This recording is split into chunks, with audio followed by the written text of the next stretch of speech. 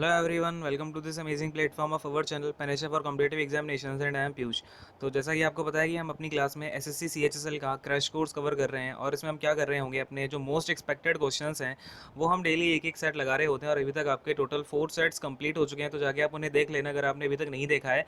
उनकी आपको डिस्क्रिप्शन में लिंक मिल जाएगी या फिर यहाँ पर आई बटन दिख रहा होगा, उस पर क्लिक करोगे तो मिल जाएगी उसकी प्लेलिस्ट, ठीक है ना। तो जाके देख लेना। और भी बहुत सारे कोर्सेज हैं, स्टैटिक जीके का प्रीमियम कोर्स हो गया या फिर आपका इंग्लिश का 1300 प्लस एरर्स होगी, कॉमन एरर्स, और इसके अलावा वोकेबलरी होगी। तो इन सारी चीज़ों की जो आपकी क्लासेस चल रही हैं, तो जाके आप देखते रहना, ठीक है ना, आराम से।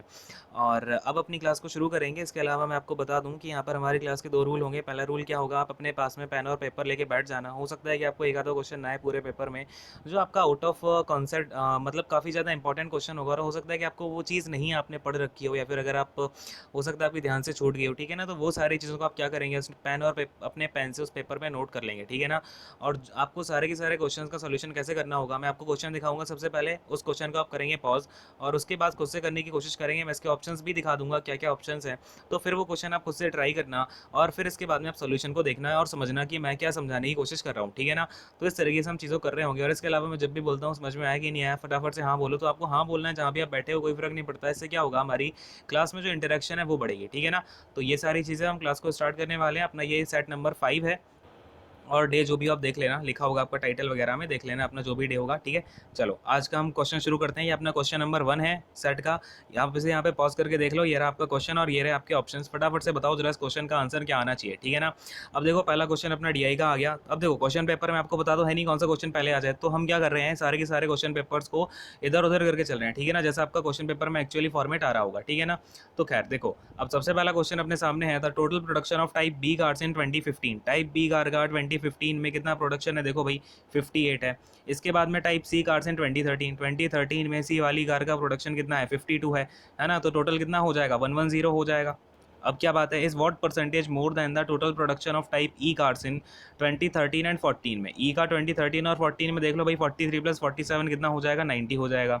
तो ये पूछ रहा है कि 110 कितना परसेंट ज़्यादा है 90 से, ठीक है ना। तो अब मुझे एक बात बताओ जरा, जब कभी भी आपका देन के सामने जो होता है, जिसके रिस्पेक्ट में बात की जाती है, वो अपना डेनोमिनेटर बनता है कि नहीं, अपना डेनोमिनेटर बनता है कि नहीं बनता है परसेंट के केस में। तो देखो ये कितना हो जाएगा।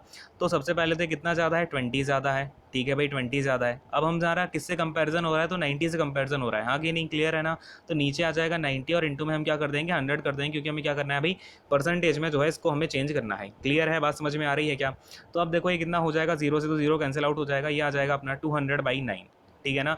अब 9 से हम क्या करेंगे, इस 9 से अगर हम 200 में डिवाइड करते हैं तो कितना आ जाएगा आपका, 9 2 18, अगेन 9 2 18, और आपका पॉइंट में भी 2 2 2 2 चलता जाएगा। तो अपना 22.2% जो है ये अपना ज़्यादा निकल के आ जाएगा 11090 से। क्लियर है। तो देखें भाई ऑप्शन में 22.2 है क्या, हाँ भाई 22.2 अपना ऑप्शन नंबर डी में दे रखा है। तो अपना ऑप्शन नंबर डी यहाँ पर क्या है, बिल्कुल राइट आंसर हो जाएगा। बात समझ में आएगी नहीं आई, बोलो फटाफट से हाँ। क्लियर है। चलो अगले क्वेश्चन पर आ जाते हैं। क्वेश्चन नंबर 2 देखें भाई, ये रहा आपके सामने, इसको आप फटाफट से सॉल्व करो, और ये रहे आपके ऑप्शंस, बताओ जरा मुझे कौन सा आंसर होगा, ठीक है ना। तो आई होप कि आपने कोशिश कर ली होगी, ट्राई किया होगा। नहीं किया तो बेटा पॉज करके ट्राई कर लिया करो, नहीं तो माता रानी पाप दे देगी। और आपको पाप तो ठीक है अपनी साइड है, लेकिन आपको प्रैक्टिस करने का कोई फ़ायदा नहीं है अगर आप यहाँ पर भी भागवती सुनते रहोगे, ठीक है ना। पेपर में अगर आपको अच्छे से परफॉर्म करना है तो ये सारी चीज़ें करनी ही होंगी। आई बात समझ में। चलो अब देखो सेकंड वाले क्वेश्चन में क्या बोला गया है, बड़े ध्यान से देखना। देखो भाई अपने पास में गिवन क्या है, सबसे पहले अपने पास गिवन है ये 1 प्लस का tan स्क्वायर थीटा। सबको पता है क्या ये कितना होता है, सेक स्क्वायर थीटा होता है कि नहीं होता है। 1 प्लस का tan स्क्वायर थीटा कितना होता है, 1 सेक स्क्वायर थीटा होता है। प्लस में हम क्या कर देंगे, अब ये क्या हो जाएगा अपना 1 प्लस का 1 अपॉन का tan स्क्वायर थीटा, ठीक है। अब जरा सा मैं इसको बताता हूँ, ये आपका हम कैसे लिख सकते हैं, इसे हम 1 प्लस का tan स्क्वायर थीटा, लेट से अगर मैं इसका एलसीएम ले लेता हूँ और अपॉन में tan स्क्वायर थीटा हो जाएगा कि नहीं हो जाएगा, बोलो हाँ, ठीक है ना। इस तरीके से लिख दिया। तो अब ये कितना निकल के आ जाएगा अपने पास में, यहाँ पर सेक स्क्वायर थीटा, और ये हो जाएगा अपना प्लस में ये प्लस का 1 प्लस का tan स्क्वायर थीटा, ये भी हो जाएगा सेक स्क्वायर थीटा, और अपॉन में कितना आ जाएगा tan स्क्वायर थीटा। तो इतनी सी बात यहाँ तक समझ में आती है क्या, क्लियर है भाई सबको। चलो अब मैं क्या करता हूँ, यहाँ से अपना सेक स्क्वायर थीटा और कॉमन निकाल लूँगा, ठीक है ना। सेक स्क्वायर थीटा कॉमन निकाल लिया, तो ये आ गया 1 प्लस का 1 अपॉन का tan स्क्वायर थीटा, ठीक है ना। कोई दिक्कत यहाँ तक किसी को। तो अब देखो, अब ये अपना आ गया। अब मैं जरा इन सारी चीज़ों को हटा देता हूँ, फिर अपन अगले फ्रेश पेज में देखते हैं। देखो ये आ गया अपने पास में सेक स्क्वायर थीटा, और फिर ये 1 प्लस का 1/tan² थीटा था ना, मैंने tan² थीटा का एलसीएम ले लिया और ये आ गया tan² थीटा प्लस 1 अपॉन में आ जाएगा tan² थीटा। क्लियर है? इतनी सी बात समझ में आ रही है क्या सबको? अब ये देखो, ये वाला जो tan² थीटा प्लस 1 है, अब ये भी क्या बन जाएगा, sec² थीटा बन जाएगा कि नहीं बन जाएगा, बोलो हाँ। ठीक है ना, तो ये कितना हो जाएगा आपका sec⁴ थीटा। क्लियर है? sec की पावर 4 थीटा अपॉन में कितना हो जाएगा, tan² थीटा हो जाएगा। इतनी सी बात समझ में आ रही है क्या? क्यों हुआ ये ऐसा? क्योंकि ये 1 प्लस tan² थीटा, ये अपना sec² थीटा बन गया, और sec² theta into sec² theta कितना हो जाएगा, sec की पावर 4 थीटा अपॉन का tan² थीटा हो जाएगा। क्या बोलो हाँ? क्लियर है? यहाँ तक सारी बात समझ में आ गई है। अब ये जो है अपना इक्वल टू में है के। अब मुझे निकालना क्या है, अंडर रूट ऑफ के निकालना है मुझे तो देखो भाई, अंडर रूट ऑफ के कितना आ जाएगा इक्वल टू में, अगर मैं इसका रूट ले लेता हूँ तो ये हो जाएगा आपका sec² theta, all right, upon में आ जाएगा tan थीटा, कोई दिक्कत नहीं है यहाँ तक। तो ये इक्वल टू में क्या बन जाएगा, sec² थीटा को मैं क्या लिख सकता हूँ, 1 अपॉन का cos थीटा, ठीक है ना, और tan थीटा को मैं क्या लिख सकता हूँ, sin थीटा, और अपॉन का cos थीटा, है ना, तो ये हो जाएगा sin थीटा अपॉन का cos थीटा। अब ये क्या बनेगा, cos² थीटा बनेगा। अब मैं इस cos थीटा से इसका एक cos थीटा हटा देता हूँ, तो ये कितना बन गया, 1 अपॉन का cos थीटा इंटू में sin थीटा। तो 1 अपॉन का cos थीटा बच्चों क्या होता है, फटाफट से बता दें जरा मुझे, 1 अपॉन का cos थीटा क्या होता है, sec थीटा होता है, और इंटू में 1 अपॉन का ये जो sin थीटा बनेगा, इसके साथ इंटू में 1 अपॉन का sin थीटा, ये क्या हो जाएगा, cosec थीटा। तो sec थीटा इंटू में cosec थीटा हमारा आंसर जो है निकल के आ जाएगा। अब फटाफट से ऑप्शंस पे चलते हैं, देखते हैं भाई sec theta into cosec theta कहीं पर हमारे पास गिवन है क्या। तो sec theta into cosec theta, हाँ भाई, अपना ऑप्शन नंबर 2 में गिवन है। अपना ऑप्शन नंबर 2 क्या हो जाएगा, अब यहाँ से बिल्कुल राइट आंसर हो जाएगा, ठीक है ना। तो क्वेश्चन में बिल्कुल भी दम नहीं था, आपको क्या करना है, बस आराम से सोचते जाना है कहाँ पर हमारी आइडेंटिटी बन रही है और कैसे कैसे हमें इस चीज़ को आगे लेके जाना है, ठीक है ना। तो इस तरीके जब आप क्वेश्चन की अच्छी से प्रैक्टिस कर लोगे तो ऐसे क्वेश्चन आपके सामने ज़्यादा टिक नहीं पाते हैं, ठीक है। तो आई होप कि आप लोगों ने कर भी लिया होगा ये क्वेश्चन। चलो अगले क्वेश्चन पर आ जाते हैं, क्वेश्चन नंबर 3 पर आते हैं, ठीक है भाई। ये है आपके सामने क्वेश्चन, फटाफट से ये क्वेश्चन रहा आपका, ये सॉल्यूशंस रहे, सॉरी ऑप्शंस रहे, और आप फटाफट से इसका सॉल्यूशन कर डालें, ठीक है ना। चलो बताओ इसका आंसर क्या आ रहा है। तो देखो भाई, अब अपने पास में क्वेश्चन में क्या गिवन है, 1 अपॉन का sin थीटा। अब देखो एक एक करके हम सॉल्व करेंगे, एक बार जरा सा रेड पेन ले लेता हूँ, देखें ये क्या हो जाएगा अपना 1 अपॉन का sin थीटा, क्लियर है। और यहाँ से मैं क्या कर देता हूँ, ये जो cot² थीटा लिखा हुआ है ना, इसे मैं लिख देता हूँ cosec² थीटा -1, लिख सकते हैं ना, cosec² थीटा, ये आपका cosec है, नहीं तो ऐसे आप cos समझ लो, ठीक है ना। यहाँ पर आपका ये स्क्वायर है, इसको जरा सा हटाई देते हैं यहाँ से, cosec² थीटा -1, क्लियर है, अपॉन में क्या आ जाएगा, ये 1 प्लस का cosec थीटा आ जाएगा। कोई इशू किसी को यहाँ तक, ठीक है ना, कोई इशू नहीं है। अब क्या हो जाएगा, ये आपका इधर तो रहेगा ये 1 अपॉन का sin थीटा, या फिर इसे मैं cosec थीटा लिख देता हूँ, ठीक है ना। ये अपना 1 अपॉन का sin थीटा हटा के इसे मैं क्या लिख देता हूँ, cosec थीटा लिख देता हूँ, कोई इशू यहाँ पर। चलो अब ये क्या है, माइनस का है, और माइनस का अपने पास कितना हो जाएगा ये, अब देखो cosec² थीटा -1, अब इसे मैं 1 का स्क्वायर भी लिख सकता हूँ 1 को, तो a² - b² की अगर मैं आइडेंटिटी लगाता हूँ तो कितना हो जाएगा, cosec थीटा +1 इंटू में cosec थीटा +1, बोलो हाँ, क्लियर है क्या, हो जाएगा कि नहीं हो जाएगा, फटाफट से हाँ बोल दो। चलो ये अपॉन में क्या है अपना, और ये अब 1 प्लस का cosec थीटा लिखा हुआ है, तो मैं ऐसे cosec थीटा +1 लिख देता हूँ, कोई इशू नहीं है, cosec थीटा +1 लिख दिया। अब ये क्या हो जाएगा, ऊपर वाला cosec थीटा +1 और नीचे वाला cosec थीटा +1 कैंसिल आउट हो जाएंगे, और ये कितना निकल के आ जाएगा भाई अपना, cosec थीटा माइनस का cosec थीटा और प्लस का 1 आ जाएगा, ठीक है ना। ये माइनस का आपका क्या जाएगा, इस वाले ब्रैकेट के अंदर जाएगा, तो ये cosec थीटा माइनस का हो जाएगा और माइनस का 1 प्लस का हो जाएगा, ठीक है। इतनी सी बात समझ में आ गई। तो ये माइनस और प्लस का कैंसिल आउट हो जाएगा, अपना 1 क्या है, बिल्कुल आंसर बच जाएगा, ठीक है ना। तो इसका आंसर कितना हो जाएगा, 1 हो जाएगा। फटाफट से देखते हैं भाई ऑप्शन में 1 सा रह गया।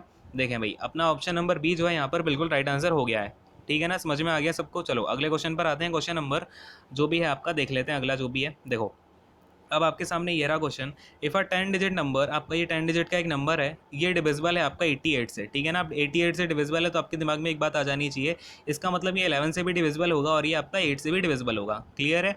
इसके बाद में हमसे वैल्यू पूछ रहा है 5x - 7y की for the largest possible value of x, और उसने ये भी बोला हुआ है कि जो x की वैल्यू है ना वो आपकी लार्जेस्ट होनी चाहिए। अच्छा अब जरा इस क्वेश्चन को देखते हैं बड़े ही ध्यान से। अपने पास जो नंबर दिया गया है वो क्या है, 2094x843y2, ठीक है ना, ये हो गया आपका। अब मैं ज़रा x के बारे में गौर फरमाता हूँ, तो मैंने देखा ये जो x है ना आपका, लेट से अगर मुझे 11 का डिविजिबिलिटी चेक करनी है तो मैं क्या करता हूँ, ऑड प्लेसेस वाले जो नंबर होते हैं, तो ऑड प्लेसेस वाले नंबर जैसे 2 है, 3 है, 8 हो गया आपका, 4 हो गया, 0 हो गया, इनका डिफरेंस हम देख लेते हैं इवन वालों से, यानी कि y 4 x 9 2, ठीक है ना, इनके बीच का डिफरेंस देखा जाता है। अब अगर मुझे x की वैल्यू लार्जर चाहिए, यानी कि x की वैल्यू अगर मुझे सबसे ज़्यादा चाहिए, इसका मतलब ये जो y है ना, अगर इन दोनों के एडिशन से मुझे ये वाले जो नंबर्स है ना 0 4 8 2, यानी कि टोटल कितना हो जाएगा आपका 14 हो जाएगा। ये जब मैं 14 माइनस करूँ तो मेरा डिफरेंस आपका जो डिफरेंस आएगा वो या तो 11 के इक्वल है, या फिर 11 के मल्टीपल के इक्वल है, या फिर वो 0 के इक्वल आ जाए, ठीक है ना। ये आपका 11 का डिविजिबिलिटी रूल होता है, क्लियर है। तो यहाँ पर आपका इस तरीके से जो x और y है ना वो एक ही तरफ आ रहे हैं, इसका मतलब x की वैल्यू लार्जेस्ट तब पॉसिबल होगी जब हमारा y की वैल्यू क्या हो जाए, स्मॉलेस्ट हो जाए, ठीक है ना। y की हमें क्या चाहिए, इसका मतलब क्या हो गया, हमें y की स्मॉलेस्ट वैल्यू चाहिए है, क्लियर है। इतनी सी बात समझ में आ रही है क्या। तो यानी कि अब हम देखते हैं, अब मैं इन सारी चीज़ों को जरा यहाँ से हटा देता हूँ। अब देखें अपने को 3y2, यानी कि अगर मैं 8 से चेक करना चाहूँ तो 3y2 है, अगर ये आपका नंबर 8 से डिविजिबल है, इसका मतलब ये जो लास्ट के 3 नंबर हैं, ये लास्ट के 3 डिजिट हैं, ये भी 8 से डिविजिबल होंगी। और 8 से अगर मैं डिविजिबिलिटी चेक करता हूँ तो 8 का ऐसा कौन सा मल्टीपल है जो कि अपना जो 10th प्लेस पे नंबर आएगा उसका 3 आ जाए। तो कौन सा है भाई, 8 4 जा कितना होता है, 32 होता है, यानी कि यहाँ पर 32 आना चाहिए, क्लियर है। अब यहाँ पर आपका जो भी आएगा वो y-2 होगा, जो भी डिजिट आएगी वो y-2 वाली होगी ना। इसके बाद में आपका 2 यहाँ पर है। अब आप जरा 8 का ऐसा मल्टीपल बता दो जिसकी यूनिट डिजिट पर 2 आए और वो सबसे छोटा हो, क्योंकि हमें कौन सा चाहिए, y की वैल्यू क्या चाहिए, हमें सबसे छोटी चाहिए ना, क्लियर है। तो अब देखो ऐसा कौन सा नंबर होता है जिसकी यूनिट प्लेस पर 2 आए, तो सबसे पहला जो 8 का मल्टीपल निकल के आता है यूनिट डिजिट में जिसके 2 होता है वो 32 ही है। कौन सा है भाई, 32 ही है। इसका मतलब यहाँ पर आपका 3 आना चाहिए था, और यहाँ पर अगर 3 आना चाहिए था तो y की वैल्यू कितनी हो जाएगी, मतलब y-2 इक्वल टू 3 आना चाहिए था, तो y कितना हो जाएगा, 5 हो जाएगा, ठीक है ना। तो मतलब y की जो मिनिमम पॉसिबल वैल्यू है वो तो आ गई 5। तो इतनी सी बात क्लियर हो गई कि y भैया अब अपना 5 हो गया है। अब देखो y की वैल्यू हम यहाँ पर 5 डाल देते हैं तो अपना नंबर क्या बन जाएगा, 2094x843552, क्लियर है। अब जरा हम इनके ऑड नंबर का सम निकाल लेते हैं एक बार।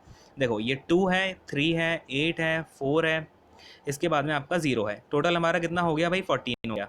इसका हमें डिफरेंस निकालना है, 9 + 2 आपका 11 हो जाएगा, 11 + 4 15 हो जाएगा, और 15 + 5 कितना हो जाएगा, 20। तो 20 और साथ में आपका ये x भी है, और y तो अपना ये 5 हो गया, खैर तो 20 प्लस का y, यानी कि 20 प्लस का x, ठीक है ना। तो इस 20 प्लस का x और 14 का जो डिफरेंस है ना वो कितना निकल के आना चाहिए। अच्छा ये अपना मॉड के अंदर डाल देते हैं क्योंकि हमें नेगेटिव वैल्यू नहीं चाहिए होती है बेसिकली, है ना। तो पॉजिटिव वैल्यू ही चाहिए इसके अंदर से हमें डिफरेंस के बाद भी।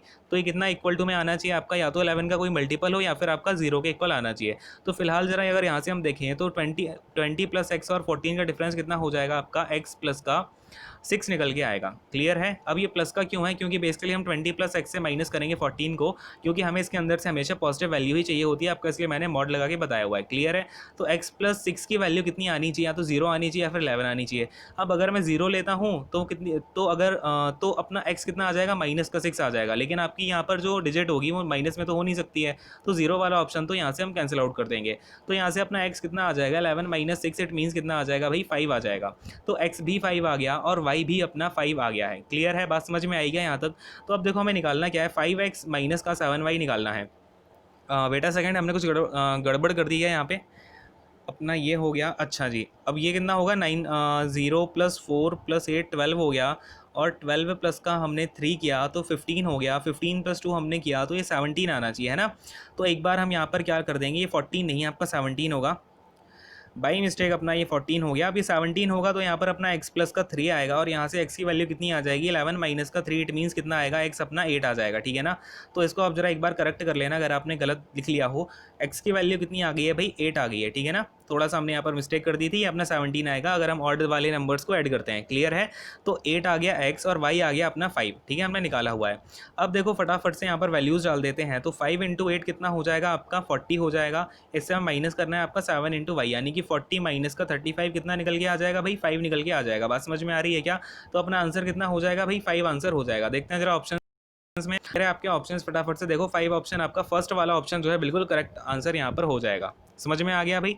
चलो अगले क्वेश्चन पर आ जाते हैं फटाफट से। ये रहा आपके सामने क्वेश्चन, इसे फटाफट से आप जरा सॉल्व करो और आपके ये रहे ऑप्शंस, और बताओ कौन से नंबर का ऑप्शन अपना करेक्ट आंसर होगा, क्लियर है।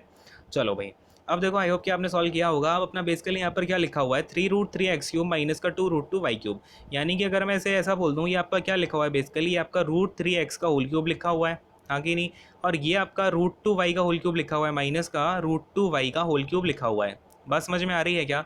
यानी कि अपना कितना निकल के आ जाएगा, अगर मैं इसका a³ - b³ का फॉर्मूला यहाँ पर अप्लाई करता हूँ तो कितना आ जाएगा, √3x माइनस का √2y। और अपना अगले ब्रैकेट में क्या बन जाएगा, तो √3x का होल स्क्वायर, इट मीन्स कि 3x का होल 3x स्क्वायर है ना, प्लस में √2y का होल स्क्वायर मतलब कि 2y स्क्वायर। और फिर इसके बाद क्या हो जाएगा अपना, प्लस में क्या होता है भाई, ए बी होता है, यानी कि √3x इंटू में √2y कितना हो जाएगा, √6xy हो जाएगा। क्लियर है, बात समझ में आ रही है क्या?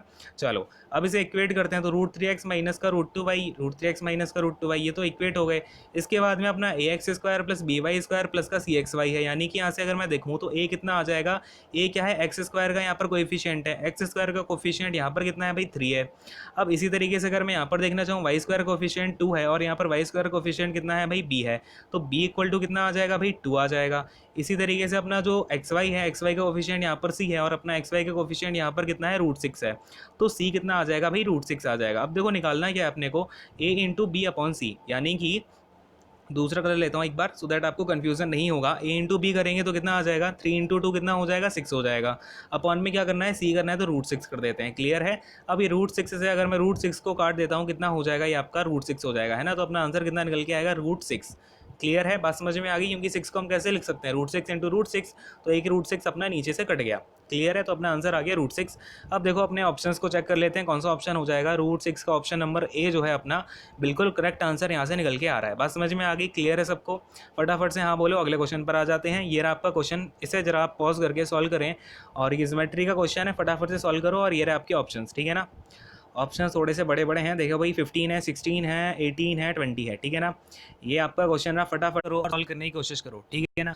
तो आई होप कि आपने पॉज करके सॉल्व कर लिया होगा। अब देखो अपने पास देखिए क्या है ना, सर्कल में सेंटर हो, यानी कि अपने पास में एक सर्कल है जिसका सेंटर क्या है, ओ है। तो फटाफट से हम अब एक सर्कल बना लेते हैं। ये अपना सर्कल हो गया, इसका सेंटर हो गया ओ, ठीक है। अब क्या हो रहा है, इन radius 10 centimetre, okay. P Q and R S क्या है, आपकी पैरेलल कॉर्ड है, ठीक है। यानी कि आपकी पैरेलल कॉर्ड है, तो एक साइड भी हो सकती है सेंटर की, अपोजिट साइड भी हो सकती है। क्या बोला गया आगे, जिनकी लेंथ x सेंटीमीटर है और अपनी 12 सेंटीमीटर है, और बोल रहा है कि दोनों कॉर्ड जो है ना वो अपोजिट डायरेक्शन में है ओ की, यानी कि एक कॉर्ड आपकी यहाँ पर है तो दूसरी कॉर्ड इसके अपोजिट साइड है यहाँ पर है। क्लियर है, यानी कि एक को अगर मैं नाम दे देता हूँ पी क्यू का, तो दूसरे का नाम क्या हो जाएगा, आर एस हो जाएगा। क्लियर है ना, यहाँ तक बात समझ में आ गई। तो अभी क्या बोल रहा है वो, पी क्यू और आर एस के बीच में जो डिफरेंस है ना, डिस्टेंस का जो बेसिकली जो डिस्टेंस है पी क्यू और आर एस के बीच में, वो है आपकी 14 सेंटीमीटर। अब ये जो डिस्टेंस है बेसिकली यहाँ पर सेंटर से होते जा रही है, ये अपना सेंटर क्या है, ओ है। क्लियर है। तो अगर ये सेंटर ओ से होते हुए जा रही है, तो लेट्स से अगर मैं इसको लास्ट तक लेके जाता हूँ, तो ये अपनी क्या हो जाएगी, रेडियस हो जाएगी, और ये भी अपनी रेडियस हो जाएगी। तो आपको ये वाली आइडेंटिटी पता है क्या, कि कभी भी सेंटर से आपकी क्या होती है, रेडियस पास करती है किसी भी कॉर्ड से, तो वो उसको बाइसेक्ट कर देती है और 90 डिग्री पर जाके बाइसेक्ट करती है। क्लियर है, तो ये 90 डिग्री बनेगा, और ये दोनों की जो लेंथ होती है ना, तो इक्वल पार्ट में डिवाइड कर देती है। इट मीन्स कि यहाँ पर आपका दो टुकड़े इसके हो जाते हैं। अगर ये आपका 12 सेंटीमीटर की ये वाली कॉर्ड है, लेट्स से आर एस अपनी 12 सेंटीमीटर की है, तो ये अपनी 6 हो जाएगी, और ये वाला पोर्शन इतना 6 हो जाएगा। क्लियर है, यहाँ तक बात समझ में आई क्या? अब देखो उसने क्वेश्चन में हमसे क्या बोला हुआ है, हमें आप क्या बता दें, एक्स की वैल्यू बता दें। तो अब देखो, अगर मैं ऐसे बोलूँ ये रेडियस है, ओ आर जो हो जाएगी अपनी रेडियस हो जाएगी, नहीं हो जाएगी, तो इसकी वैल्यू 10 है। क्लियर है। इसके बाद में हमें क्या बोला गया था कि distance between P Q and R S अपनी, मतलब कि ये वाली जो डिस्टेंस है, अगर मैं इसे पॉइंट का नाम दे देता हूँ, ये अपना ए हो जाएगा, और इस पॉइंट को मैं नाम दे देता हूँ क्या, तो बी नाम दे देता हूँ, ठीक है ना, कोई इशू नहीं है। तो ए बी की वैल्यू हमें कितनी दे रखी है, 40 दे रखी है, कोई इशू नहीं है यहाँ तक। लेकिन अब मुझे क्या करना पड़ेगा, पहले मुझे इसकी वैल्यू निकालनी पड़ेगी। यहाँ से कैसे निकाल लूँगा मैं, मुझे पता ही जो आपका ट्रायंगल बन रहा है आर ए ओ, कौन सा ट्रायंगल राओ, यानी आर ए ओ, ये वाला जो ट्रायंगल बन रहा है, ये आपका एक ये आपका कौन सा है, राइट एंगल ट्रायंगल है, यानी कि पाइथागोरस थ्योरम को फॉलो करेगा, ठीक है ना। अब अगर आपको पाइथागोरियन ट्रिपलेट्स की प्रॉपर्टी पता है, तो 6 को मैं कैसे लिख सकता हूँ, 2 इंटू 3 लिख सकता हूँ। 10 को मैं कैसे लिख सकता हूँ, 2 इंटू 5 लिख सकता हूँ। मुझे दिख रहा है आपके हाइपोटेनस है 2 इंटू 5, आपका लेट से एक साइड है 2 इंटू 3, तो दूसरी साइड कितनी होनी चाहिए, इसका मतलब 3 4 5 आपके ट्रिपलेट होते हैं कि नहीं होते हैं, तो यानी कि 4, और इसमें कॉन्स्टेंट आपका मल्टीप्लाई हो रहा है 2 और 2 का, यानी इसमें भी कॉन्स्टेंट का मल्टीप्लाई करा देंगे 2 का, तो ये अपना कितना हो जाएगा, 8 हो जाएगा। कौन सा, तो ओ इक्वल टू अपना 8 यहाँ से निकल के आ जाएगा, ठीक है ना। अब ये तो बात हुई अगर आपको पाइथागोरियन ट्रिपलेट्स की बेसिक जानकारी है, थ्योरम उनकी प्रॉपर्टीज़ के बारे में पता है तो ठीक है। अगर नहीं पता है तो बेटा पता कर लो, आई बात समझ में। तब भी मैं दिखा देता हूँ पाइथागोरन, नहीं तो आपको थ्योरम लगानी पड़ेगी, और वहाँ पे आपका टाइम थोड़ा वेस्ट हो जाएगा, और मैं नहीं चाहता आप कभी भी टाइम वेस्ट करो एग्जाम में, ठीक है ना। खैर, अगर आप यहाँ पे पाइथागोरस थ्योरम लगाते हो तब भी देख लो एक बार, अगर नहीं पता है तो ये बता देता हूँ आपको। ये आपका क्या है, हाइपोटेनस है 10 की नहीं है, तो 10 का स्क्वायर 100 हो जाएगा, इसमें से माइनस कर देंगे एक साइड का स्क्वायर, इट मीन्स कि अपना 6 है, 6 का स्क्वायर 36 हो जाएगा, इक्वल टू कितना आएगा, अंडर रूट का 64, और ये होता है आपका 8 के इक्वल, ठीक है ना। तो अपनी जो दूसरी साइड होगी वो 8 सेंटीमीटर निकल के आ जाएगी, यानी कि ये जो वैल्यू है अब हमें पता चल गया, ओ ए जो है हमारा 8 आ गया है। क्लियर है। तो अब अगर ये 8 आ गया है, तो ये जो बचा हुआ आपका ओ बी होगा, ओ भी पता है ना, आप ये पॉइंट कौन सा है, फटाफट से बोलो। ये आपका बी पॉइंट है कि नहीं है, तो ये जो ओ बी होगा ये कितना बचेगा, 6 ही तो बचेगा, है ना, ये क्योंकि पूरा 14 है। तो अब अपना ये ओ बी आ गया 6 सेंटीमीटर का, ठीक है ना। और यहाँ पर आपको ये पता है ये कितना है, अच्छा ये नहीं पता है हमको, ये लेट से हम इसे मान लेते हैं लैम्डा मान लेता हूँ मैं इसको, कोई दिक्कत है क्या, इससे मैंने लैम्डा मान लिया। और ये आपकी अगेन रेडियस है तो इसकी वैल्यू तो हमें पता ही है 10 है। और यहाँ पर ये आपका अगेन इस ट्रायंगल में राइट एंगल ट्रायंगल है और आपका ये क्या है 10 सेंटीमीटर आपका यहाँ पर हाइपोटेन्यूज बन रहा है। अगर ये हाइपोटेन्यूज है और यहाँ पर हमें एक साइड पता है 6 है, तो दूसरी साइड कितनी हो जाएगी, फटाफट से बोलो। वही बात है, ये 10 है, ये 6 है, तो ये कितना होना चाहिए, 8 होना चाहिए, राइट एंगल ट्रायंगल है तो ये आपका 8 हो जाएगा। इट मीन्स कि अगर अपना ये वाला इतना सा 8 है, अगर मैं बोलूँ तो पूरा ये कितना हो जाएगा आपका कॉर्ड 8 इंटू 2 यानी 16 हो जाएगा, क्योंकि ये आपका हाफ में डिवाइड कर देता है, पता है ना, बी वाला पॉइंट इसको आपका बाइसेक्ट कर रहा है। तो आपकी जो टोटल लेंथ हो जाएगी किसकी, तो ये जो कॉर्ड पी क्यू है इसकी लेंथ कितनी निकल के आ जाएगी, 16 सेंटीमीटर निकल के आ जाएगी, ठीक है ना। ईजी सा क्वेश्चन है लेकिन समझाने में थोड़ा टाइम लग जाता है। बाकी अगर आपका एग्जाम में आता है तो आपको कुछ नहीं करना है, फटाफट से ये सारी बातें आपको दिमाग में इमेजिन करनी है और अपने ऑप्शन पर टिक लगाना है। फिलहाल देख लेते हैं कौन सा वाला ऑप्शन है 16 सेंटीमीटर का, तो अपना ऑप्शन नंबर बी जो है यहाँ पर बिल्कुल राइट आंसर हो जाएगा। हम इसे टिक करेंगे और फटाफट से आगे बढ़ जाएंगे, ठीक है ना। ये रहा आपका अगला क्वेश्चन, इसे सॉल्व करो और इसके ऑप्शंस ये रहे, फटाफट से इसको सॉल्व कर लो। आपको हो सकता है ये नहीं दिख रहा होगा, तो ये है आपका ए सी, ठीक है ना। आप इसे पॉज कर लो, ठीक है। चलो अब देखो, अब जरा इस क्वेश्चन को समझाता हूँ क्या है अपने पास में था। Area of triangle A B C is 1 unit, यानी कि अपने पास में एक ट्राइंगल है A B C. Red pen ले लेता हूँ एक बार, देखें ये रहा आपका ट्राइंगल ए बी सी, ठीक है ना। ये हो गया अपना ए बी सी, इसे मैंने बोल दिया बी सी, और ये हो गया अपना ए। क्लियर है, ट्राइंगल बन गया अपना ए बी सी। अब D is a straight line parallel to B C, यानी डी इसके पैरेलल है, तो ये मैंने डी बना दिया, कोई इशू नहीं है सर, ये लो। इसके बाद क्या बात है, joining the points D and E on A B, D और ई आपके ए बी पर है, ठीक है, करेक्ट है। अपना डी हमने ए बी पर बनाया हुआ है और ए जी पर हमने ई बनाया हुआ है, ठीक है ना। तो इस चीज़ को जरूर चेक कर लिया करो, कई बार आप क्या करते हो, डायग्राम उसने अगर आपसे बोल दिया ई वाला ए बी पर है तो बड़ी ही मुश्किल हो जाएगी, ठीक है ना। तो इस तरीके से थोड़ा ध्यान रखा करो चीज़ों का। और ये ए डी और A D is to D B कितना दे रखा है हमें, ए डी, यानी कि ये हमें दे रखा है 1 और डी बी कितना दे रखा है 6 दे रखा है, ये आपका 6 है और इतनी पोर्शन जो है 1 है। तो पूछ रहा है कि what is the ratio of the triangles A D E and A B C. Let say अपना ये है ट्राइंगल ए डी ई और इसके नीचे ट्राइंगल ए बी सी डालते हैं, तो हमें इनका रेशियो चाहिए किसका, तो एरिया का। क्लियर है, एरिया का। अब आप मुझे एक बात बताओ, अगर आपकी ये साइड क्या होती है, पैरेलल होती है, तो ये दोनों ट्रायंगल क्या हो जाएंगे, कौन से ट्रायंगल, ये आपका ट्रायंगल ए डी ई और ये बड़ा सा ट्रायंगल जो है ए बी सी, ये दोनों आपस में सिमिलर हो जाएंगे कि नहीं हो जाएंगे, क्योंकि आपका अगर ये वाली लाइन पैरेलल है इसका मतलब क्या होगा, ये वाला एंगल इक्वल टू ये वाला एंगल, ये वाला एंगल इक्वल टू ये वाला एंगल, और थर्ड वाला एंगल तो अपने आप इक्वल हो ही जाएगा, ठीक है ना। इसको मैं ऐसा कलरफुल कर देता हूँ और इसके ऊपर 2 डंडे खींच देता हूँ, इससे आपको पता चल गया कौन सा एंगल किसके इक्वल है। क्लियर है। तो अगर अब ये दोनों ट्रायंगल क्या होंगे, सिमिलर होंगे, इसका मतलब जो इनका एरिया होगा क्या किसके इक्वल हो जाएगा, इनका जो एरिया का रेशियो होगा इनकी साइड्स के रेशियो के स्क्वायर के, ठीक है ना। तो अगर मैं बोलूँ ए डी कितनी है 1 है, तो यहाँ पर मैंने 1 लिख दिया। अब बड़े वाले ट्रायंगल में ए बी कितनी हो जाएगी 1 + 6 यानी कि 7 हो जाएगा। अब चूंकि मुझे एरिया का रेशियो देखना है तो मैं क्या करूँगा, इसका स्क्वायर कर दूंगा। क्लियर है ना, कितना हो जाएगा, अब ये 1/49 हो जाएगा, ठीक है ना। कितना आंसर आ गया अपना 1:49 आंसर निकल के आ जाएगा। क्लियर है, तो रेशियो कितना हो गया अपने ट्राइंगल्स का 1:49। समझ में आया कि नहीं आया, फटाफट से हाँ बोलो। अब आते हैं अपने ऑप्शंस पर, 1/49 है क्या कोई, हाँ भाई, ऑप्शन नंबर जो अपना डी है बिल्कुल करेक्ट आंसर यहाँ पर हो जाएगा, ठीक है। और आपको 2 नंबर जो है मिल जाएंगे। खैर, ये रहा आपका अगला क्वेश्चन, फटाफट से सॉल्व करो, छोटा सा क्वेश्चन है, ये आपके ऑप्शन है, बताओ जरा कौन सा आंसर आ रहा है। क्लियर है, तो देखो आई होप कि आपने ट्राई किया होगा। अपना क्या दे रखा है भाई, the ratio of the total production of type A cars in 2017 में जरा टाइप ए का देख लें 64 है, और टाइप डी इन 2015 कितना है 56 है।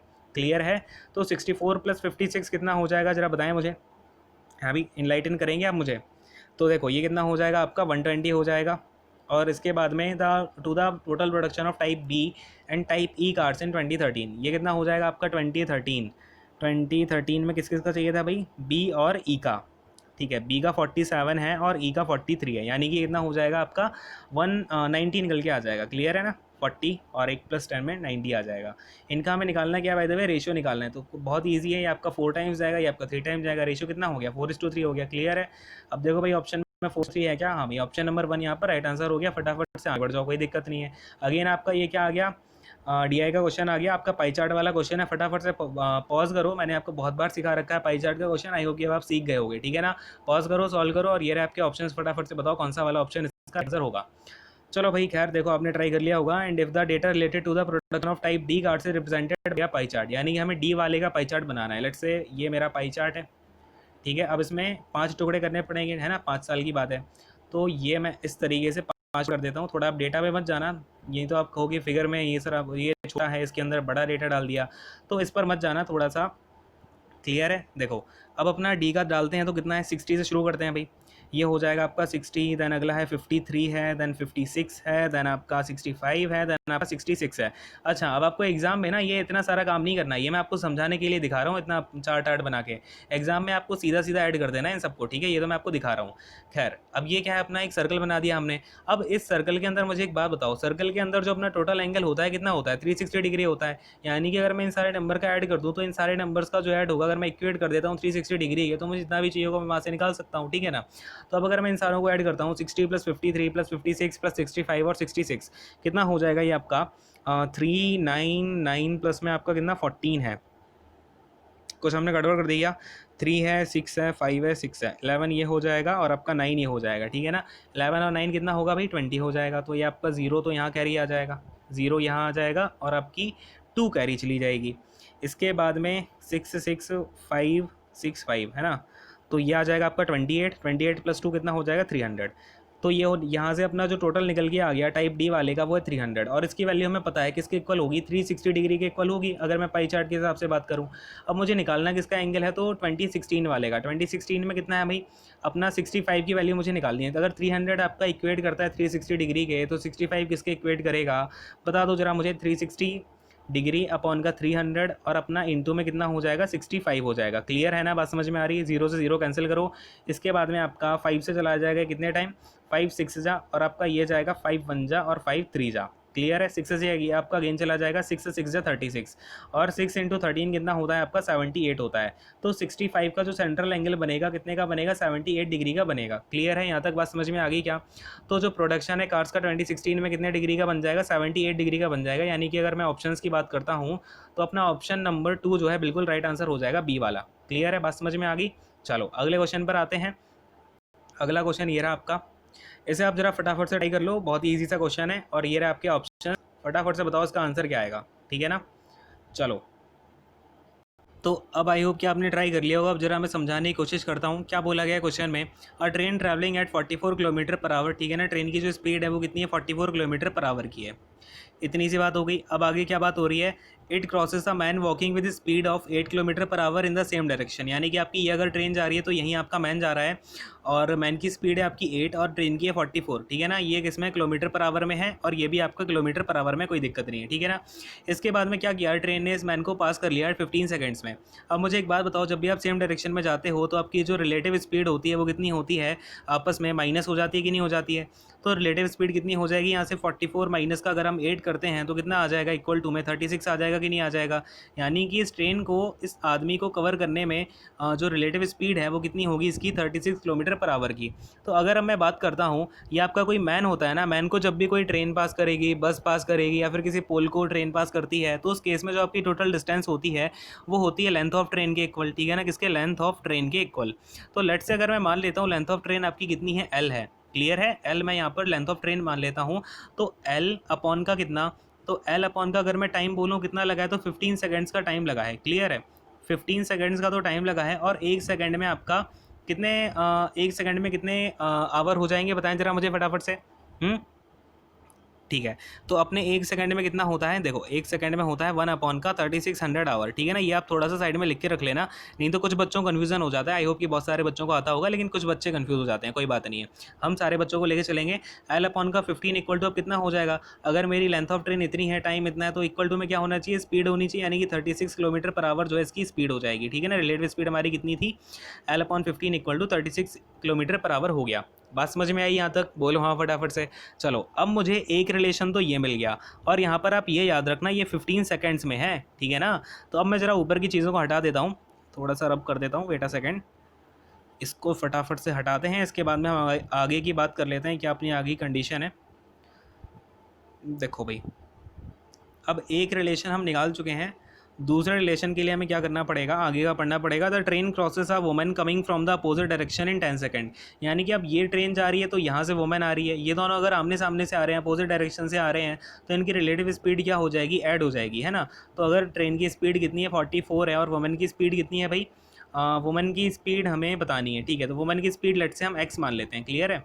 तो वुमन की स्पीड मैंने एक्स मान ली, तो यहाँ पर इस हिसाब से अपना क्या रिलेशन बनेगा, वुमन है, वुमन को भी ट्रेन ने क्रॉस किया, तो इस टाइम पर भी जो उसकी डिस्टेंस होगी वो एल के इक्वल ही होगी, क्लियर है ना।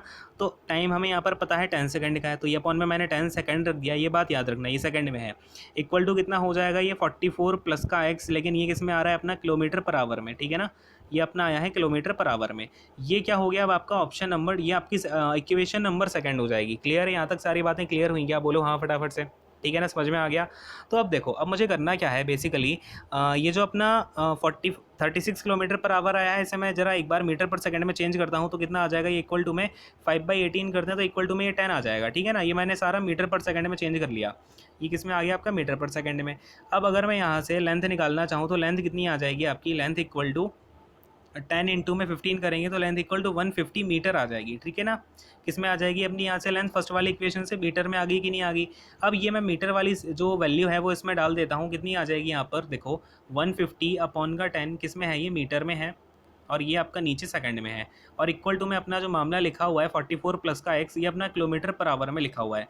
ज़रा सा आप ये यूनिट्स का ना बिल्कुल ध्यान रखना, अगर आपने यूनिट इधर उधर कर दी ना पूरा खेल बिगड़ जाएगा, ठीक है। तो ये अपना 10 से 0 कैंसिल हुआ, ये अब कितना आ गया, 15 मीटर पर सेकंड आ गया। 15 मीटर पर सेकंड इक्वल टू में है किसके, तो 44 प्लस का एक्स अपॉन में अब देखना मैं क्या कर रहा हूँ, 44 प्लस का एक्स, ये तो अपना किलोमीटर पर आवर में, तो मैं क्या करूँगा, ये जो 15 मीटर पर सेकंड आया है ना, अब इसको भी मैं किलोमीटर पर आवर में चेंज कर लेता हूँ। तो 15 कितना हो जाएगा, कलर एक बार चेंज करके दिखाता हूँ तो ज़्यादा समझ में आएगा। 15 इंटू में क्या कर दूंगा मैं, 18/5 कर दूंगा, ठीक है ना, क्योंकि मुझे अब क्या करना है, मीटर पर सेकंड से किलोमीटर पर आवर में लेके जाना है। तो 5 3 और 18 3 कितना हो जाएगा आपका 54, यानी कि 54 इक्वल टू में कितना है अब अपना 44 प्लस का एक्स, जहाँ पर 44 तो है स्पीड ऑफ ट्रेन और एक्स क्या है आपकी स्पीड ऑफ वुमन, यानी अब ये दोनों क्या है आपके किलोमीटर पर आवर में, अब हम इन्हें आराम से इक्वेट कर सकते हैं। तो एक्स इक्वल टू कितना आ जाएगा, 54 माइनस का 44, यानी कि आपका 10 किलोमीटर पर आवर जो है एक्स की वैल्यू निकल के आ जाएगी। कितनी आ जाएगी भाई, 10 किलोमीटर पर आवर। बोलो हाँ समझ में आया हो तो फटाफट से, ठीक है ना, समझ में आ गया ना, सारी चीज़ें क्लियर हो गई आपको, बस थोड़ा सा इसमें ध्यान रखना था किलोमीटर पर आवर का। और नहीं तो आप अगर एक एक करके इन चीज़ों को आपस में इंटरचेंज करते रहते ना तो आपको टाइम बहुत लग जाता। इसलिए मैंने आपको ये वाला तरीका बताया कि आप इसको लेके चलो, आप इधर इस साइड आप मीटर पर सेकंड में भी ले लो, इधर किलोमीटर पर आवर में भी ले लो, लेकिन चीज़ों को याद रखना कि ये मैंने मीटर में लिया हुआ है तो ये वाला मेरा किलोमीटर में है, तो इसमें मुझे पहले क्या करना पड़ेगा, किलोमीटर में चेंज करना पड़ेगा किलोमीटर पर आवर में। तो इस तरीके से मैंने इसको चेंज कर दिया है, तब जाके इक्वेट किया है, क्लियर है। तो अपना एक्स की वैल्यू कितनी आ गई, किलोमीटर पर आवर में पूछी हुई थी तो हमारी 10 निकल के आ गई है। ऑप्शंस में देखते हैं भाई, इसे हम नोट कर लेना पॉज करके, ऑप्शंस में अपना 10 जो है राइट आंसर हो जाएगा, ऑप्शन नंबर 4। क्लियर है, बात समझ में आई क्या। चलो अगले क्वेश्चन पर आ जाऊँ, इसको मैं हटाता हूँ। अब ये रहा आपका, फटाफट से देखो अगला क्वेश्चन, इसे आप जरा सॉल्व करेंगे खुद से, और ये रहा आपके ऑप्शंस, फटाफट से बता दो जरा इसका आंसर कितना आएगा, ठीक है ना। चलो अब देखो जरा क्वेश्चन में हमसे बोला क्या गया है, सुधा सेव्स 15% ऑफ हर इनकम। सुधा क्या करती है, अपनी इनकम का 15% क्या कर लेती है, सेव कर लेती है। अब कभी भी आपकी इनकम एक्सपेंडिचर की बात हो तो ये आपका इनकम होता है इक्वल टू में क्या होता है, एक्सपेंडिचर प्लस का सेविंग, ठीक है ना। आप जो भी एक्सपेंडिचर करोगे सेविंग करोगे वो आपकी इनकम में ही होगी, क्लियर है ना, इतनी सी बात। तो अब देखो हमें बोला क्या गया है क्वेश्चन में आगे कि if her expenditure increases by 20%, यानी कि उसका एक्सपेंडिचर क्या हो जाए 20% से इंक्रीज हो जाए। लेट्स से अपनी जो इनकम सेविंग थी वो 15 है और अपनी इनकम 100 है, क्लियर है। इसका जो 15% होगा वो 15 ही तो बनेगा, है ना। अब आगे क्या बोल रहा है, फॉर एक्सपेंडिचर इंक्रीजेज बाई 20%। अब एक्सपेंडिचर अपना यहाँ पर कितना हो रहा है, 85 का हो रहा है कि नहीं हो रहा है, बोलो हाँ। अब अपना ये जो एक्सपेंडिचर है कितना बढ़ जाए, 25% बढ़ जाए, ठीक है ना, 20%, क्लियर है। तो 20% का मतलब कितना होता है, 1/5 होता है। इसका मतलब अगर पहले 5 था तो अब 6 हो जाएगा, यानी 85 की वैल्यू अगर ये किसकी है, 5 की वैल्यू है, तो 6 की वैल्यू कितनी हो जाएगी, यहाँ से अपना 1 की वैल्यू निकल के आएगी, 5 1 जा और अपना 5 7 जा, तो 17 6 जा बता दो जरा फटाफट से कितना होता है मुझे। हाँ भाई कितना होता है, 102, क्लियर है, कितना होता है 102 होता है। तो अपना जो नया एक्सपेंडिचर बन जाएगा वो कितना बन जाएगा, 102 बन जाएगा। अब अगली बात हमसे क्या बोली गई है कि then by what percent has her income increase. तो आपकी उसकी जो इनकम है ना वो कितनी इंक्रीज़ हो गई है, जब सेविंग भी आपकी इंक्रीज़ हो चुकी है 60%। तो सेविंग अगर आपकी 15 थी, इसमें 60% का इंक्रीमेंट आ गया है, इट मीन्स 15 का 60% होता कितना है, फटाफट से ज़रा मुझे बताएं कितना होता है, 9 होता है ना। तो 15 + 9 कितना हो जाएगा आपका 15 प्लस अगर हम 9 करते हैं तो कितना निकल के आ जाएगा, 24 हो जाएगा, ठीक है ना। अब ये जो 24 है ये सेविंग है और 102 आपका एक्सपेंडिचर है, तो इनकम कितनी रही होगी, अगर मैं टोटल इनका कर देता हूँ कितना आ जाएगा, 126। मतलब कि आपकी जो इनकम है वो टोटल 126 आपकी इनकम है, क्लियर है। तो इनकम में बेसिकली कितना इंक्रीमेंट हो गया, 100 से 126 हो गया, यानी कि प्लस का 26% आपका जो है यहाँ पर इंक्रीमेंट हो गया है, क्लियर है। तो इनकम कितनी बढ़ गई, 26% बढ़ गई। समझ में आ गया ना सबको, कोई डाउट हो तो पूछना। अब ये 26% देखते हैं भाई ऑप्शन में है भी कि नहीं है। तो हाँ भाई, ऑप्शन नंबर सी जो है बिल्कुल राइट आंसर हो जाएगा, 26% यहाँ पर। समझ में आया कि नहीं आया। चलो अगले क्वेश्चन पर आ जाते हैं। अगला क्वेश्चन ये रहा आपके सामने, ये रहा आपके सामने, ये क्या है भाई, सीआई का क्वेश्चन है आपका। फटाफट से इसको सॉल्व करो और ये रहा आपके इसके ऑप्शंस, फटाफट से इसको सॉल्व करो। और ये अच्छा क्वेश्चन लग रहा है मुझे, और इसको अगर आप चाहो तो नोट भी कर लेना इस क्वेश्चन को, ठीक है ना। अभी मैं आपको समझाने वाला हूँ, उसको फटाफट से नोट कर लेना। खैर देखो, क्वेश्चन में हमें क्या दे रखा है कि एक पर्सन है, एक बार ज़रा मैं कलर चेंज कर लेता हूँ। एक पर्सन है, इसने बोरो किया है certain some eight 10% per annum for 3 years, यानी कि इसने कोई सम पर जो है अपना बोरो किया 10% पर एनम के हिसाब से 3 साल के लिए। इंटरेस्ट बीइंग कंपाउंडेड एनुअली, आपका इंटरेस्ट क्या है, एनुअली कंपाउंड कर रहा है सीए से, ठीक है।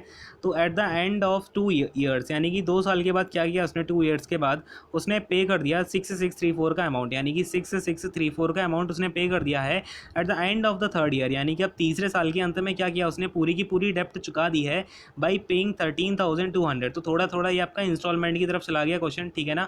तो समझते हैं इस क्वेश्चन को करना कैसे, क्या पूछा गया, what was the sum borrowed by him. तो उसने बेसिकली बोरो कितना किया था जब उसने टोटल इतना अमाउंट दे दिया है, क्लियर है। तो ये हमसे पूछा गया, बड़ा ही मतलब थोड़ा आपको यहाँ पे ना लॉजिक का इस्तेमाल करना पड़ेगा। अब देखो मैं कैसे कैसे समझा रहा हूँ, बड़े ध्यान से सुनते जाना। अब अगर मैं बोलता हूँ आपकी जो टोटल सम है ना वो लेट से 100x है, ठीक है ना। कितना है आपका टोटल सम, 100x है। किसी को आपत्ति परेशानी हो तो कमेंट सेक्शन में अपना डाउट पूछ लेना, या फिर एक काम करना, आप टेलीग्राम चैनल को ज्वाइन कर लो, वहाँ भी आप अपने डाउट्स को पूछ सकते हो, ठीक है ना। चलो अब ये हो गया आपका 100x, ये जो है उसका अमाउंट जो उसने बोरो किया। अब क्या हुआ 2 साल के बाद, मैं आपसे बात कर रहा हूँ 2 ईयर्स के बाद की। तो 2 ईयर के बाद मुझे एक बात बताओ, अगर 10% का आपका चल रहा है तो 10% के हिसाब से कितना रेट हो जाएगा 2 साल में, बोलो फटाफट से। 2 साल का रेट हो जाएगा आपका 10% प्लस का 10%, और चूंकि ये आपका कंपाउंड इंटरेस्ट है तो प्लस में आपका 10 इंटू 10/100 भी होगा। क्यों होगा, क्योंकि आपका रेट के ऊपर भी रेट लगेगा अगले साल, ठीक है ना। तो रेट के ऊपर रेट लगेगा, इट मीन्स आपका टोटल कितना रेट लग जाएगा, तो ये तो आपका कैंसिल आउट हो जाएगा, 1 आ जाएगा इक्वल टू में 21%। तो 2 साल में 21% का आपका रेट लगना चाहिए, इसका मतलब कितना हो जाएगा ये 121x। 2 साल में आपका जो अमाउंट हो जाएगा ना वो 121x हो जाएगा कि नहीं हो जाएगा, बोलो बात समझ पा रहे हैं क्या। हाँ भाई। तो अब देखो, अब अगर आपके पास में टोटल अमाउंट आपको पे करना था 121x, क्योंकि ये जो बीच का आपका लोन देना है ना वो आपका 21x आपका लोन वाली बात हो गई, जो आप उसमें लोन का इंटरेस्ट चुकाएंगे, ठीक है ना। तो इस इंटरेस्ट को चुकाने के लिए उसने क्या किया, 2 साल के बाद अपने 6634 का अमाउंट दे दिया। तो अगर 121x का अमाउंट था, इसमें से वो 6634 का अमाउंट दे देता है, ठीक है ना। तो अब कितना अमाउंट बचा होगा उसे वापस करने के लिए, 121x माइनस का 6630 ही तो बचा होगा। लेकिन अब ये जो अमाउंट बचा हुआ है, अब बात को समझना बड़े ही ध्यान से, बड़ा ही ध्यान लगाना यहाँ पे। अपने पास में 2 साल के बाद ये कंडीशन है कि मैं इतना पे कर चुका हूँ आपको, और अब मैं क्या करने वाला हूँ, अगला अमाउंट आपको 1 ईयर के बाद देने वाला हूँ, ठीक है ना। तो 1 ईयर के बाद एक बात समझना, ये जो आपका बन गया है अब 2 साल के बाद, इसके ऊपर भी तो रेट लगेगा, लगेगा कि नहीं लगेगा, क्योंकि अपना कंपाउंड इंटरेस्ट है। तो अब मुझे जो अगले साल पे करना पड़ेगा ना वो कितना पे करना पड़ेगा, 121x माइनस का 6630 का 110% पे करना पड़ेगा। क्योंकि अगर ये मैं बोलूँ अपना ये जो पे करने के लिए 100% है, तो मुझे नेक्स्ट ईयर कितना पे करना पड़ेगा इसका 10% इंटरेस्ट लगा के, यानी 110/100 लगा के। बात को समझ पा रहे हैं क्या, क्लियर हो रही है मेरी बात। और वो बोल रहे हैं ये जो अमाउंट है ये इक्वल टू में है आपका 13200 के, तो ये इक्वल टू आप 13200 कर दो, यानी कि अपनी यहाँ से एक इक्वेशन बन गई है। इसे एक इक्वेशन को हम सॉल्व करके यहाँ से x निकाल सकते हैं, ठीक है ना। अब ये बेसिकली मैं आपको यहाँ से इस तरीके से भी समझा सकता था कि मैं यहाँ पे 100 का मान लेता हूँ 100x की प्लेस पे, लेकिन वो थोड़ा सा ना आपको फिर समझ नहीं आता, क्योंकि बहुत ज़्यादा हौच पौच हो जाती है, और फिर चीज़ें ना मैं तो आपको समझा दूंगा लेकिन आपको हो सकता है माइंड से स्किप कर जाएँ एक दो, ठीक है ना। इसलिए मैंने इसको x को अलग से ले लिया है कि स्टार्टिंग में अमाउंट था 100x, इसके बाद में क्या हुआ 2 साल तक उसको इंटरेस्ट देना पड़ा, तो 2 साल का टोटल इंटरेस्ट मिला करके हो गया 21x। यानी कि अब जो 2 साल के बाद की कंडीशन है वो ये थी कि मुझे 121x पे करना था, लेकिन मैंने उससे 6634 पे कर दिया। तो अब बचा कितना पे करने के लिए, 121x माइनस का 6634। तो अब मैंने क्या किया, ये जो अपना पे करने वाला अमाउंट था ना ये मैंने 1 साल के बाद दिया, तो 1 साल में 10% इसके ऊपर और इंटरेस्ट देना पड़ गया। तो मुझे ये तो पूरा का पूरा मैंने दिया ही 100 का 100, लेकिन इसमें मैंने 10% का इंटरेस्ट भी दिया, तो टोटल कितना दिया 110%। परसेंटेज था, मैंने अपॉन में 100 डाल दिया, कोई इशू नहीं है, ठीक है ना। अब बोलो बोलो बात समझ में आई कि नहीं आई, बोलो हाँ। अच्छा क्वेश्चन था, मैंने 2 बार रिपीट भी कर दिया आपको अच्छे से। अब देखो, अब मैं इस इक्वेशन को उठा लेता हूँ यहाँ से, अब ये सारी चीज़ें मैं हटा रहा हूँ, इस इक्वेशन को उठा रहा हूँ अकेला, ठीक है ना। देखो क्या इक्वेशन थी, 121x माइनस का 6634 इक्वल टू में कितना आ जाएगा, ये तो इधर बेसिकली अपना 110 अपॉन का 100 था, तो मैंने इस साइड लिख दिया है, इक्वल टू में 13 कितना है भाई 13200। क्लियर है। अब देखो ये जीरो से आपका ये जीरो कैंसिल कर देते हैं और अपना ये कितना आ जाएगा 121x माइनस का 6634 इक्वल टू में कितना आ जाएगा 13200। और ये वाला 10 क्या हो जाएगा, यहाँ पर मल्टीप्लिकेशन में 10 आ जाएगा और इधर ये अपॉन का 11 हो जाएगा। 11 से इसको काट देते हैं, 11 1 जा 11, 11 2 जा 22 और ये आपका 3 जीरो आ जाएंगे, ठीक है ना। तो 12,000 आपका ये आ जाएगा, यानी कि अपना 121x माइनस का 6634 इक्वल टू कितना हो जाएगा भाई 12,000 हो जाएगा। रेड पेन ले लूँ क्या एक बार, थोड़ी सी फील ही नहीं आती है रेड पेन के बिना, है ना। ये देखो 121x इक्वल टू कितना हो जाएगा, ये 18634 हो जाएगा कि नहीं हो जाएगा, यानी कि x इक्वल टू में आपका 18634। अब फटाफट से इसका आप डिवाइड, यहीं पे वीडियो को पॉज करो और ये 121 का एक बार डिवाइड करो ज़रा, ठीक है ना, क्योंकि कैलकुलेशन आपको ये सारी करनी पड़ेंगी, पेपर में आए हुए क्वेश्चन है और ऐसी कैलकुलेशन आना बहुत ही ज़्यादा आम बात हो गई है आजकल, ठीक है ना। अगर आप इस टाइप की कैलकुलेशन करने में घबराते हो, दीजिए आपका मिचलाता है, परेशानी होती है, तो ये बड़ी समस्या का कारण हो जाएगा, ठीक है ना। तो इस तरीके की समस्या में लेनी नहीं है। खैर फिलहाल अपना ये कितना हो गया भाई 121 से अगर मैं कैंसिल आउट करता हूँ तो ये हो जाएगा आपका 121 वन जा, ठीक है ना, 121 वन जा 121, 186 से अगर हम माइनस करते हैं 121 को 665 बचेगा, है ना। अब 65 ये है, ये मैं 3 नीचे लेके आ जाऊँगा तो 653 हो जाएगा और 121 5 जा होता है आपका कितना, तो 605। इसके बाद में 48 बचेगा, 4 हम नीचे ले आएंगे तो 484 क्या हो जाएगा, x 121 4 जा होता है आपका 484, तो 154 टाइम्स चला जाएगा। निकालना क्या था, हमें सम निकालना था, हमने सम कितना माना हुआ था 100x माना हुआ था, याद है क्या, कितना माना था 100x माना हुआ था, यानी अपना सम कितना हो जाएगा 154 इंटू में 100। क्लियर है, तो 154 और 00 यानी 15,400 जो है हमने सम बोरो किया था। क्लियर है, बात समझ में आ गई क्या, अच्छे से आ गया ना समझ में। इसको बड़े ही आराम से नोट कर लो, ऐसे क्वेश्चन आने की संभावना बहुत ज़्यादा है, ठीक है ना। चलो अब देखो भाई ऑप्शन कौन सा है 15400, ये आपका ऑप्शन नंबर डी जो है बिल्कुल यहाँ पर करेक्ट आंसर निकल के आ रहा है। इसको हम टिक कर देंगे और फटाफट से आगे बढ़ जाएंगे। बोलो समझ में आया कि नहीं आया, फटाफट से हाँ बोल देना है, ठीक है ना। चलो अगले, अगर नहीं आता है ना तो आप पूछ लिया करो, कुछ भी ना, कुछ छोटी से छोटी बात नहीं है तो कमेंट सेक्शन में अपने आप पूछ लेना डाउट, ठीक है ना। अपने मन में रखे मत बैठे रहना। मैंने बहुत सारे बच्चे देखे, आप बहुत सारी जगह पढ़ के आ जाते हो लेकिन आपने डाउट तो अपने क्लियर किए ही नहीं, तो क्या फ़ायदा है। हाँ भाई, खैर अगले क्वेश्चन पर आते हैं। थोड़ा सा भावनाओं बह के हम इधर उधर भी चले जाया करते हैं तो कोई इश्यू नहीं है उसमें। खैर बोलते बोलते गला दर्द होने लगा है बेटा, सेकंड मैं थोड़ा सा पानी पीता हूँ। अब देखो भाई अपने पास में क्वेश्चन क्या है, some fruits are bought at a rate of ₹11 for 100 rupees, ठीक है ना, यानी कि हमने 100 रुपीज़ का क्या किया 11 फ्रूट्स ले लिए, ठीक है ना। ये आपके रुपीज़ हैं और ये हम यहाँ पर 100 फ्रूट्स लेके आ गए, कोई इशू नहीं है। इसके बाद में मैंने क्या किया, an equal number at the rate of 9 for 100 rupees, यानी कि आपने इस रेट से एक बार आपने फ्रूट ले लिए, फिर आप दूसरी शॉप पर जाते हो और आप क्या करते हो 100 रुपीज़ के 9 फ्रूट के हिसाब से और कुछ फ्रूट लेके आ जाते हो, ठीक है ना। या आप दूसरी दुकान पर गए, आपने उसी नंबर यानी जितने नंबर आपने यहाँ पर लिए थे उसी नंबर के फ्रूट यहाँ से ले लिए। तो एक बार मैं क्या करता हूँ ना, इनका नंबर एक बार इक्वल करा देता हूँ। लेट्स से मैं क्या करूँगा, यहाँ पर इंटू 9 करा देता हूँ, यहाँ पर इंटू 11 करा देता हूँ पूरे में। तो क्या हो जाएगा, अपना नंबर ऑफ फ्रूट इक्वल हो जाएंगे और यहाँ पर भी आपका फिर इंटू 9 करना पड़ेगा क्योंकि रेट है ना ये, तो इंटू में यहाँ पर आपका 11 करना पड़ेगा। यानी कि मैंने क्या किया है बेसिकली, आपके 900 रुपीज़ तो ये हो गए, 1100 ये हो गए, और तो बेसिकली अपने टोटल कितने हो जाएंगे 2000 रुपीज़ हो जाएंगे ना। अगर मैंने ऐड करता हूँ तो मैं 2000 रुपीज़ के कितने फ्रूट्स लेके आ गया, तो ये ये हो जाएगा आपका 99 और ये हो जाएगा आपका 99, तो कितने फ्रूट्स लेके आ गया 198 फ्रूट्स मैं लेके आ गया 2000 रुपीज़ के। अब क्या बात हो रही है, all the fruits are sold at a rate of 10 for ₹100। अब मैंने किया क्या, ये तो मैं ख़रीद के लेके आ गया, तो ये क्या हो गया मेरी सीपी हो गई, ठीक है ना, ये मेरी सीपी वाली रेट हो गई, हाँ कि नहीं, क्लियर है। अब अगर मैं बोलता हूँ कि मैंने क्या किया 100 रुपीज़ के 10 फ्रूट्स मैंने बेच दिए, 10 फ्रूट्स मैंने 100 रुपीज़ के बेच दिए, यानी कि आपके 198 फ्रूट्स मैं कितने के बेचूंगा, तो यहाँ से आपका रेट क्या है, 1 फ्रूट आपका 10 रुपीज़ का है, यानी कि आपके 198 फ्रूट्स मैंने कितने के बेच दिए होंगे, तो मैंने 1980 रुपीज़ के बेचे होंगे कि नहीं बेचे होंगे, बोलो हाँ, ठीक है ना। तो ये तो मेरा सीपी है।